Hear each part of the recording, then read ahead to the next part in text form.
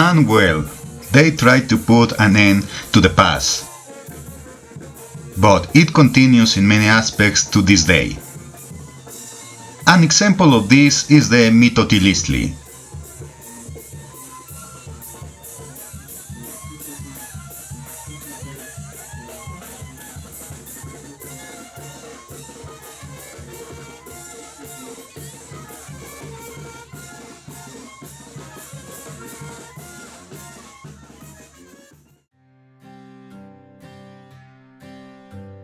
If you live in Mexico, you have probably heard the words mitote, mitotero, or phrases like "ya se armó el mitote." The commotion has started. But what can we understand about all this? Where do they come from? And what do they mean? These words and phrases have evolved over time, possibly having hundreds or even thousands of years without exaggeration. To explain them, we must obviously divide the periods of time: the pre-Hispanic era, the colonial era, and of course our current era. In our days, the word mitotero is widely used. This term designates a specialist in creating chaos or commotion under any pretext. Mitote is understood as triggering a fight, a quarrel, or a great uproar. Also, concerning mitote, it is generally the term we use to refer to a scandal, noise, disorder, and anything that can distract us, but the most common definition of mitote refers to a party. In our modern era, mitote is synonymous with a controlled or uncontrolled celebration. Yes, in the pre-Hispanic past, these festive associations are at their core, but as always happens, pre-Hispanic concepts like this go beyond what we know today. Now mitote, mitotero, and other words of this kind originate from a nahuatl word called Mitotiliztli. If you look it up in nahuatl language dictionaries, it refers to dance or celebration. From this, another word emerged, called mitotiani, which means participant or dancer. So, the most common way to understand these pre-Hispanic concepts is that Mitotiliztli is the dance, the celebration, and the mitotianis are those who dance or participate in the Mitotiliztli. However, these definitions fall short if we delve deeper into the pre-Hispanic past. Well, unlike how we see it today as a party or mitote in the past, the Mitotiliztli involved much deeper aspects. The Mitotiliztli consisted of three elements: music, dance, and singing. It might seem like everything is related to festive aspects, but that is not entirely true. One of the functions of the Mitotiliztli was to serve as a training system of warriors. In other words, warriors danced and participated in celebration, but for them. These dances were also practice sessions to refine their combat techniques.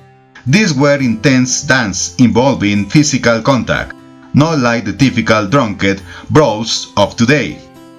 Skirmishes between warriors could occur during these dances.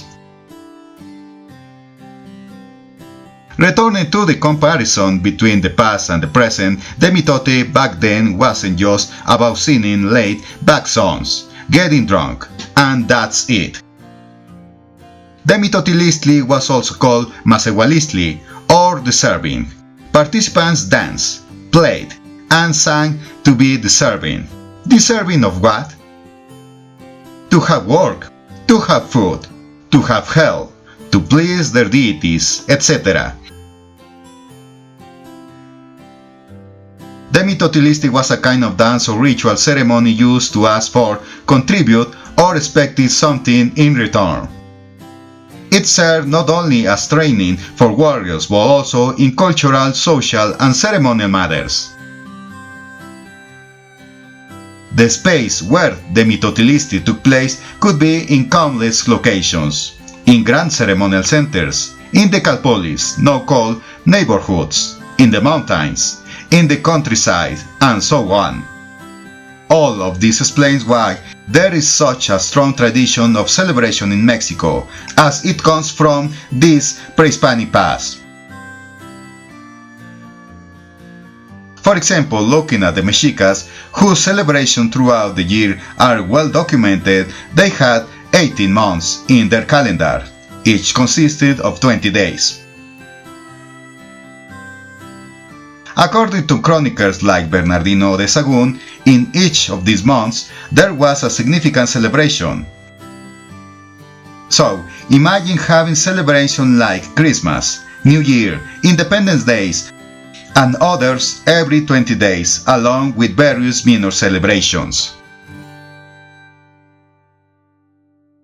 Therefore, if we see the Mitotiliztli only as simple dance and celebration, it would mean they celebrated a festival almost every week throughout the year. However, aspects like its warrior nature, as well as another aspect that still survives in some groups, currently referred to as indigenous, are often overlooked today.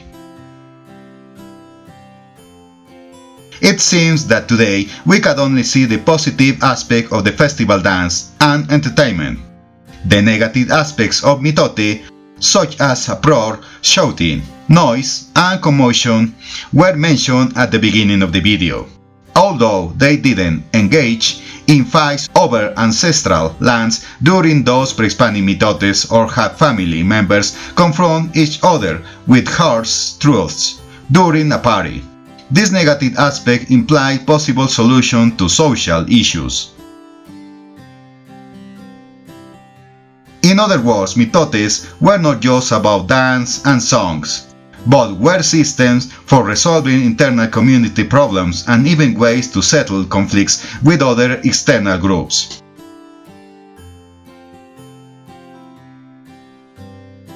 Reminiscences of this past are still preserved today.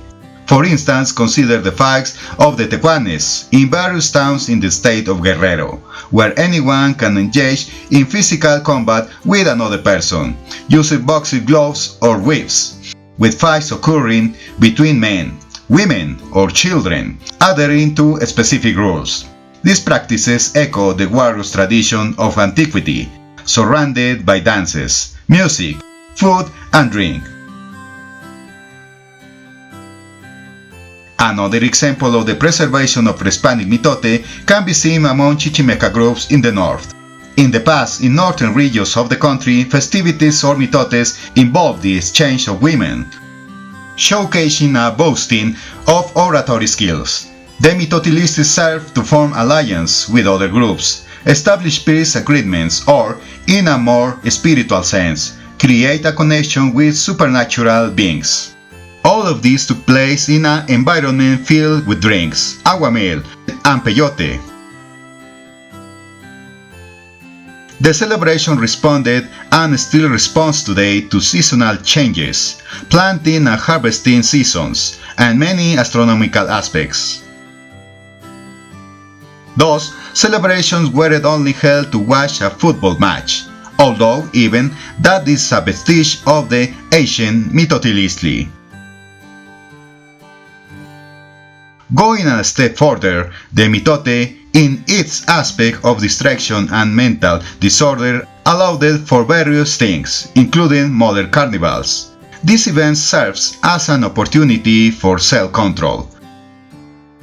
The mitote can be compared to our minds always in turmoil, constantly moving and making noise. The concept aimed to teach us to control that incessant mental chatter, distractions, and constant activity.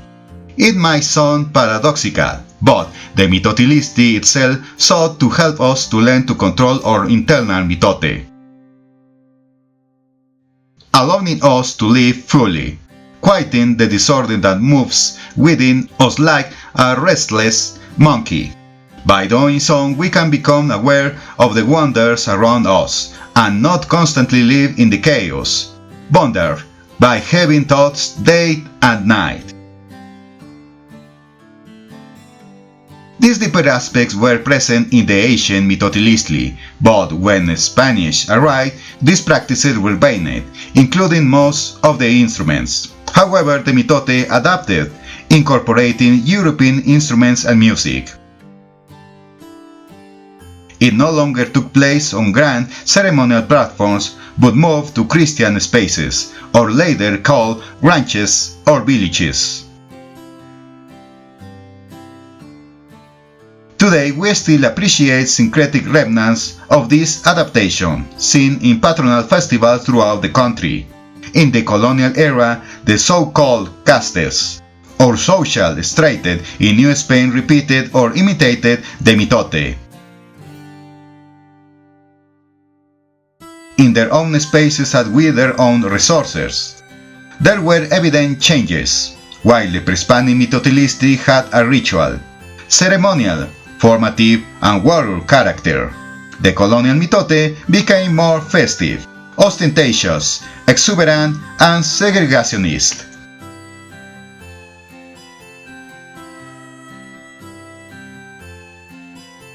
However, even today, traces of the mitote persist, aiming to solve problems. Adapting to each region. This explains why, throughout the year, in any part of the country, there's no need for any pretext to create a lively celebration. The Mitotiliztli runs in our blood.